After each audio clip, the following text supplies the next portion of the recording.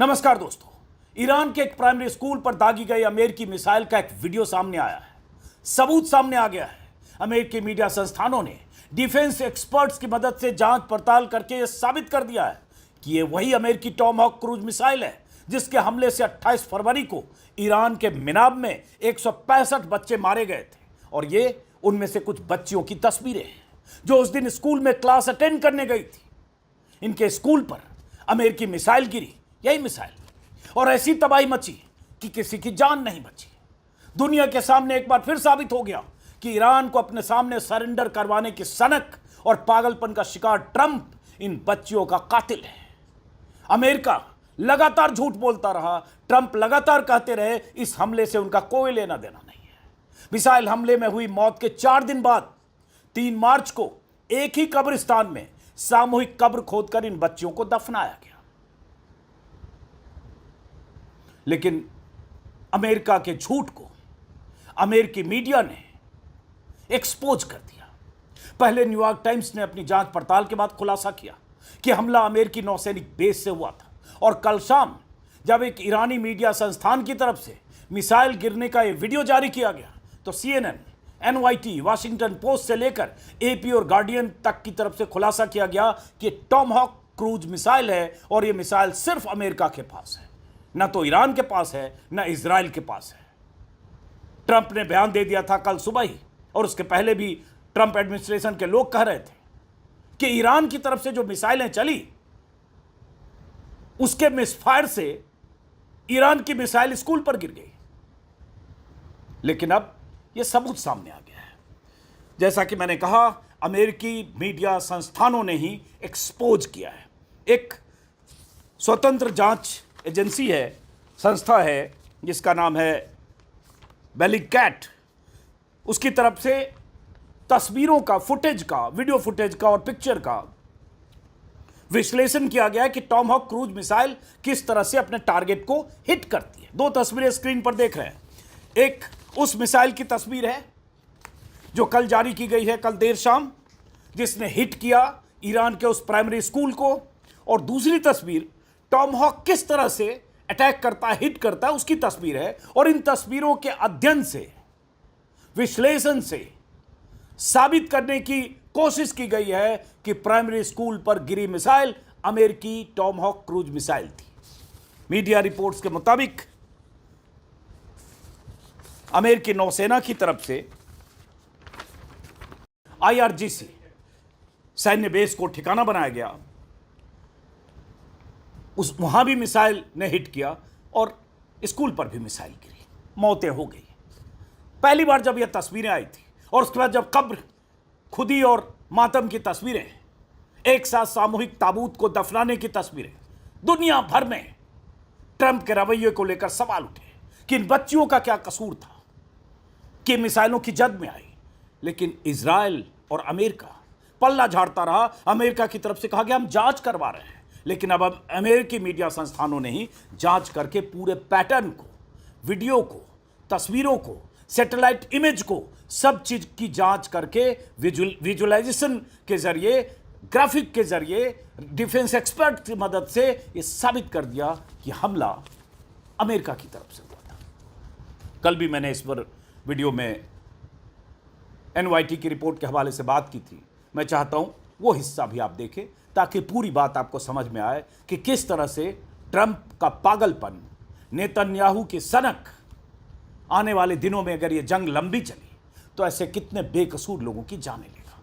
देखिए कल की रिपोर्ट। जब दुनिया ये मान चुकी है कि 8 साल, 9 साल, 10 साल, 12 साल या 14 साल की इन ईरानी बेटियों को अमेरिकी बमबारी ने मौत की नींद सुला दिया, जब अमेरिकी अखबार न्यूयॉर्क टाइम्स ने गहन जांच के बाद अपनी खोजी रिपोर्ट में खुलासा कर दिया है कि ईरान के प्राइमरी स्कूल की ये मासूम बच्चियां अमेरिकी हमले में बेमौत मारी गईं, जब अमेरिकी बारूद के निशानों की पड़ताल के बाद ट्रंप को इन बच्चियों का हत्यारा घोषित किया जा रहा है, तब अमेरिका के सन की राष्ट्रपति ट्रंप ने बहुत बड़ा झूठ बोलकर न सिर्फ स्कूल पर हुए हमले से पल्ला झाड़ लिया है, बल्कि यह कहा है कि ईरानी मिसाइलों ने ही इन बच्चियों की जान ली है।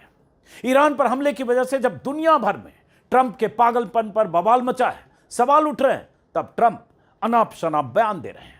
आज मियामी से फ्लोरिडा जाते वक्त ट्रंप से जब स्कूल पर हुए हमले के बारे में पूछा गया तो क्या जवाब मिला, जरा सुनिए। States bomb a girls' elementary school in southern Iran on the first day of the war and kill 175 people? In my opinion, based on what I've seen, that was done by Iran. Is that true, Mr. Hegseth? It was Iran who did that? We're certainly investigating. Still But investigating? the only side that targets civilians is Iran. We think it was done. We think it was done by Iran because they're very inaccurate, as you know, with their munitions. They have no accuracy whatsoever. It was done by Iran. जिन मासूम बच्चियों की हत्या के लिए Trump सीधे तौर पर जिम्मेदार है, अमेरिका और इजराइल जिम्मेदार है। जिन मासूम बच्चियों की ये तस्वीरें किसी भी इंसान को परेशान कर सकती हैं, भावुक कर सकती हैं, बेचैन कर सकती हैं, उन बच्चियों की मौत का जिम्मेदार शख्स अब इनकी मौत के लिए इन्हीं के मुल्क को जिम्मेदार ठहरा रहा है। कल शाम जब अमेरिकी हमले में मारी गई इन बच्चियों की तस्वीरें वायरल हो रही थी, जब मेरी नज़र पड़ी, बहुत देर तक सोचता रहा कि ट्रंप जैसे राष्ट्रपति का पागलपन दुनिया को कितने जख्म देगा, कितनी जानें लेगा, कितनी तबाही मचाएगा, ईरान में कितनी जानें लेगा, कितने लोग मारे जाएंगे, कितने बेकसूर ट्रंप के सनक और पागलपन के शिकार होंगे। आज सुबह उठते ही ट्रंप का जब यह बयान देखा तो लगा इस पर बात करनी चाहिए, क्योंकि उस शख्स को तो जरा भी अफसोस नहीं है। एक रिपोर्टर के सवाल में ट्रंप ने कहा कि मैंने जो देखा है उसके आधार पर स्कूल पर ईरान ने हमला किया है। रिपोर्टर जब ट्रंप के जवाब से संतुष्ट नहीं हुआ तो एयरफोर्स वन में ट्रंप के पीछे खड़े अमेरिकी डिफेंस सेक्रेटरी पीटर हेग्सेथ से रिपोर्टर ने पूछा, इज दैट ट्रू मिस्टर हेग्सेथ? हेग्सेथ ने ट्रंप की तरफ सीधे सीधे हमले से इनकार तो नहीं किया, लेकिन कहा हम जांच कर रहे हैं, नागरिकों को निशाना बनाने का काम ईरान ही करता है। ट्रंप ने फिर दोबारा कहा, हमें लगता है कि यह ईरान ने किया है। ट्रंप ने यह कहने की कोशिश की कि ईरान के मिसफायर में स्कूली बच्चे मारे गए हैं, और यही थ्योरी ट्रंप प्रशासन की तरफ से लगातार अब दिया जाने लगा है, खासकर एनवाईटी की रिपोर्ट के बाद, क्योंकि उस रिपोर्ट ने अमेरिका को नंगा करके रख दिया है। एनवाईटी की रिपोर्ट की हेडलाइन है, हिंदी बता रहा हूं, जो अंग्रेजी हेडलाइन है उसका मतलब, विश्लेषण से संकेत मिलता है कि अमेरिकी हमलों के बीच ईरानी नौसैनिक अड्डे के पास स्कूल पर हमला हुआ। एनवाईटी के रिपोर्टर्स की टीम ने ईरान पर अमेरिकी हमले की तस्वीरों और वीडियो का विश्लेषण करके यह खुलासा किया है कि 28 फरवरी को साउथ ईरान के मिनाब में अमेरिका की तरफ से घातक हमला किया गया, जिसमें बहुत से बच्चे मारे गए। रिपोर्ट में कहा गया है कि ऐसा लगता है जहां अमेरिकी फोर्स एक्टिव थी, उसी इलाके में एक नौसैनिक अड्डे से यह हमला किया गया। एनवाईटी ने दावा किया है कि भले ही किसी भी पक्ष ने इस हमले की जिम्मेदारी नहीं ली हो, लेकिन हाल ही में जारी सैटेलाइट तस्वीरें, सोशल मीडिया पोस्ट और वीडियो सबूतों की पड़ताल के बाद एनवाईटी इस नतीजे पर पहुंचा है कि स्कूल की इमारत को सटीक हमले में उसी वक्त तबाह किया गया जब इस्लामिक रिवोल्यूशनरी गार्ड द्वारा संचालित एक नौसैनिक अड्डे पर हमले किए जा रहे थे।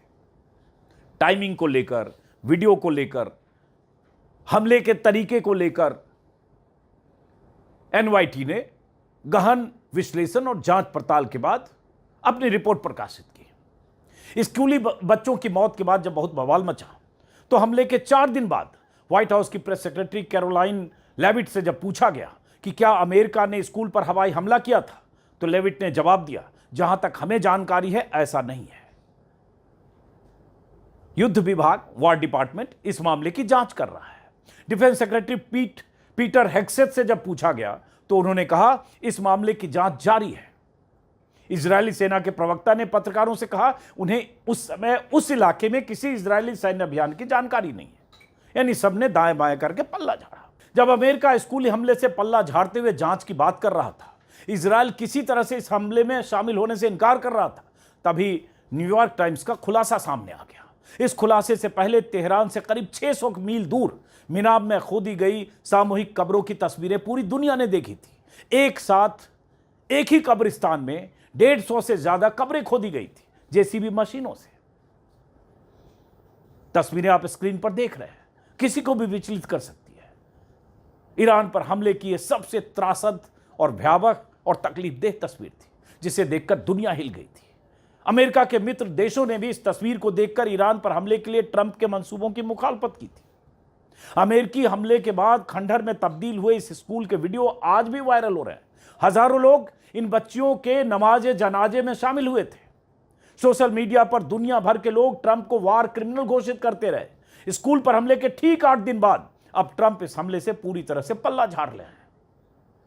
अमेरिका यह साबित करना चाहता है कि ईरान की तरफ से दागी गई मिसाइलों के मिसफायर से ही स्कूल तबाह हुआ है और इतने बच्चों की मौतें हुई।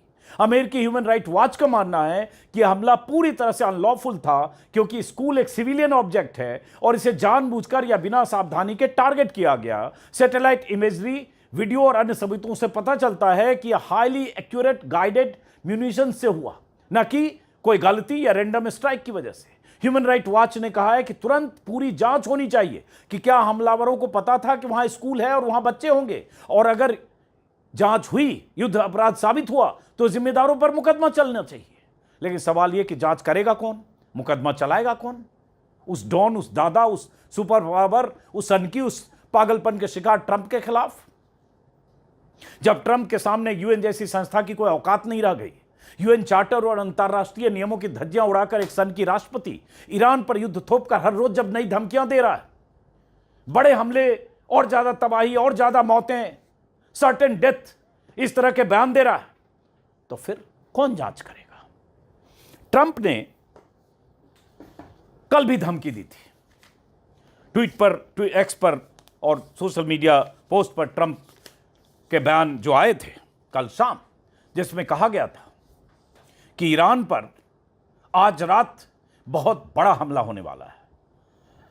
ट्रंप ने कहा था आज ईरान पर बहुत जोरदार हमला किया जाएगा, ईरान के पूर्ण विनाश और निश्चित तौर पर गंभीर विचार किया जा रहा है, और यह हमला उन्होंने कहा था यह हमला उन इलाकों और उन लोगों के समूहों को भी टारगेट करने के लिए किया गया जिनके बारे में पहले विचार नहीं किया गया था। और एक तरह से बहुत बड़ी चेतावनी, धमकी कहें, और विनाश का ऐलान ट्रंप ने किया था कल सोशल मीडिया पोस्ट में।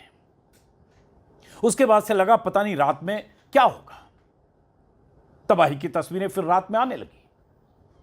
हालांकि ईरान की तरफ से भी जवाबी हमले हुए हैं, मिसाइल दागी गई है, ड्रोन हमले हुए, लेकिन ईरान में तेहरान से और कुछ इलाकों से इजरायली अमेरिकी हमले की तस्वीरें आई।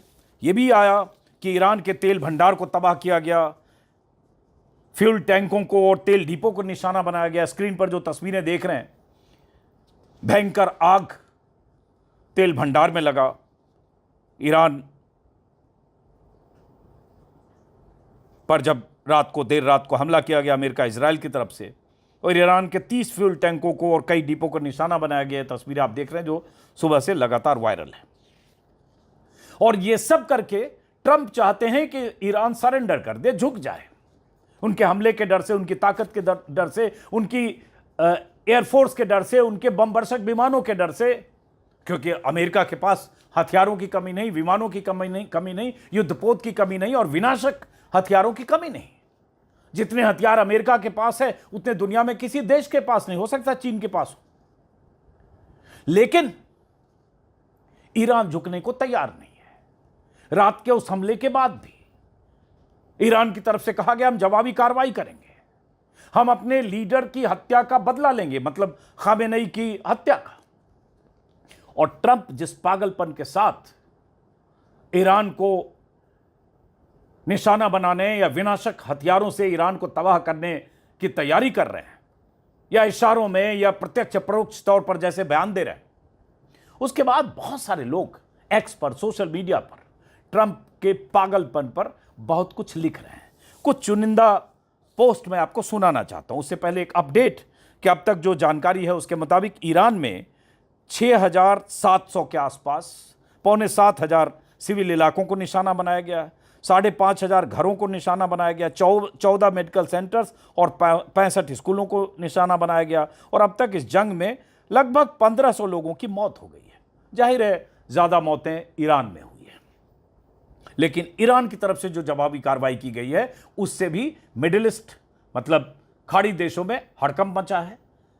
जो अमेरिकी बेस हैं जहां खाड़ी देशों में, वहां ईरान ने जवाबी कार्रवाई की, मिसाइल और ड्रोन से हमले किए। उस पर लगातार हम लोग बात कर रहे हैं। अब उस ट्वीट की बात, उन ट्वीट्स की बात, पोस्ट की बात जो ट्रंप के कल ऐलान के बाद कि आज रात ईरान पर बहुत बड़ा हमला होगा और भी बहुत कुछ उन्होंने लिखा था, स्क्रीन पर आप देख रहे हैं। उसके बाद जो कुछ लिखा गया है बहुत सारे लोगों की तरफ से मैं सुनाना चाहता हूँ। जैसे ये रोहान कोन्नोली हैं, ऑस्ट्रेलियाई जर्नलिस्ट हैं, कमेंटेटर हैं।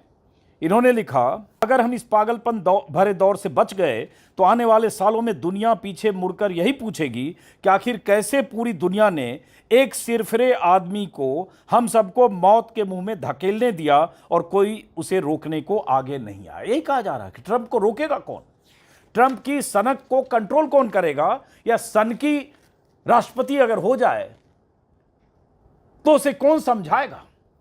एक रिक विल्सन हैं जो अमेरिकी राजनीतिक रणनीतिकार हैं, कमेंटेटर हैं, राइटर हैं, मीडिया एडवाइजर हैं, फ्लोरिडा के रहने वाले हैं। उन्होंने लिखा कि बस साफ साफ कहें तो राष्ट्रपति पागलपन के कगार पर हैं।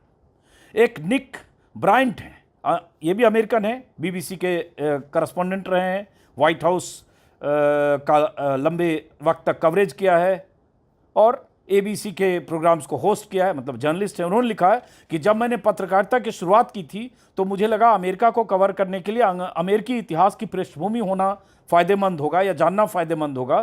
फिर मुझे लगा कि शायद संवैधानिक वकील बनना और लॉ में विशेषज्ञता रखना बेहतर होगा। अब मुझे लगता है मनोचिकित्सक होना उपयोगी होगा। वो अंग्रेजी में लिखा, उसका हिंदी मतलब यही आ रहा। मतलब सब लोग मान रहे हैं कि ट्रंप मनोरोगी की तरह व्यवहार कर रहे हैं। उसके बाद एक टॉम जोसेफ हैं जो पॉलिटिकल कमेंट्री करते हैं ट्रंप एडमिनिस्ट्रेशन पर और बहुत सारी मिडिल ईस्ट और ईरान और जियोपॉलिटिक्स पर। उन्होंने लिखा, ट्रंप बकवास करता है। और इन सब ने ट्रंप का कल जो ट्रुथ सोशल पर जो उनकी पोस्ट थी, ईरान को पर सबसे बड़े हमले की धमकी देने वाली पोस्ट, उसको शेयर करते हुए लिखा कि ट्रंप बकवास करता है, उसके दिमाग की हालत ख़राब हो गई है, वो ईरान के बारे में कुछ नहीं जानता। हेक्सेथ भी वैसा ही है। ईरान में 20,000 से ज़्यादा आबादी वाले शहर कितने हैं ये पूछो तो जवाब नहीं देंगे। ये तो तैयार न हुए बेवकूफ़ अमेरिका की जान जोखिम में डाल रहे हैं, अब वो झूठी कहानियां बता रहे हैं। उसी तरह से एक हैं ब्रायन बेहर, टीवी राइटर हैं, प्रोड्यूसर हैं, अमेरिकी हैं। उन्होंने लिखा, ब्लॉगर भी हैं, उन्होंने लिखा एक्सपर्ट। ये सब कल रात भर मैं देख रहा था, आज सुबह तक जो लोग लिख रहे हैं उनको सबको मैंने कंपाइल किया आपको बताने के लिए। उन्होंने ट्रंप के उस पोस्ट को शेयर करते हुए लिखा, यह पागल आदमी ऑफिस के बाहर था और जेल की ओर जा रहा था, फिर भी अमेरिका ने उसे जानबूझकर व्हाइट हाउस में बिठा दिया, बस इसलिए क्योंकि उन्हें उपराष्ट्रपति की हंसी पसंद नहीं आई। मैं कभी समझ नहीं पाऊंगा। जॉर्ज कॉनवे है, इन्होंने, ये अमेरिकी एडवोकेट हैं, पहले रिपब्लिकन में थे, ट्रंप के साथ भी थे, फिर ट्रंप के खिलाफ हो गए। इन्होंने लिखा, डिस्ट्रिक्ट ऑफ कोलंबिया में किसी व्यक्ति को मानसिक अस्पताल में भर्ती कराने की कानूनी प्रक्रिया क्या होती है। मतलब जो लोग लिख रहे हैं सब मान रहे हैं कि ट्रंप कोई लुनेटिक बोल रहा है, कोई सिरफरा बोल रहा है, कोई पागल बोल रहा है, कोई सनकी बोल रहा है। उसी तरह से मेलानी डिआरिगो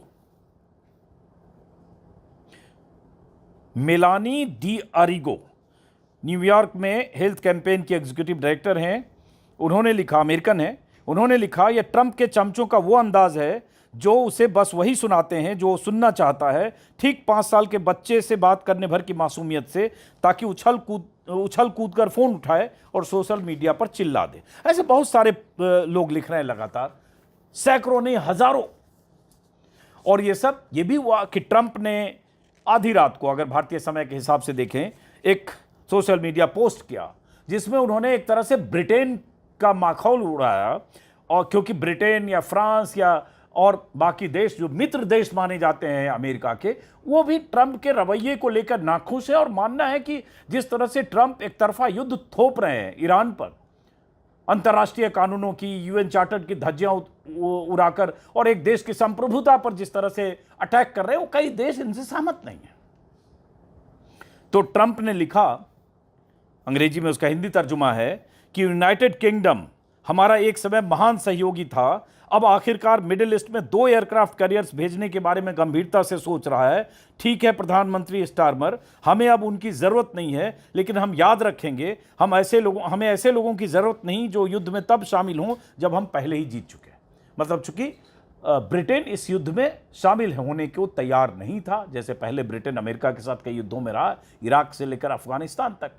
तो उस खींचतान के बीच जब सहमति हुई होगी 2 एयरक्राफ्ट भेजने की, तब इन्होंने कहा अब तुम्हारी जरूरत नहीं, हम जीत चुके। और ट्रंप ऐलान कर रहे हैं हम जीत चुके, बल्कि इसके बाद भी बहुत सारे लोग लिख रहे हैं कहाँ जीते भाई, पानी पिला रखा है ईरान ने, कहाँ आपकी ताकत, कहाँ उसकी ताकत।